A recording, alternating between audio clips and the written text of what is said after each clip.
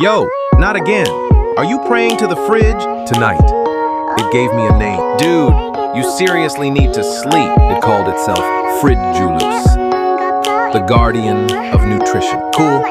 Tell your guardian to give back my pudding. That pudding was a sacrificial offering for the chosen one.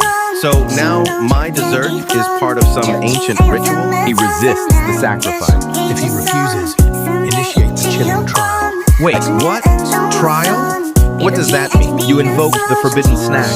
You must face the consequences. Am I seriously getting cursed over a damn pudding? Next, the ice cream. No! Not the mint chocolate. Silence. Fridjulus is watching.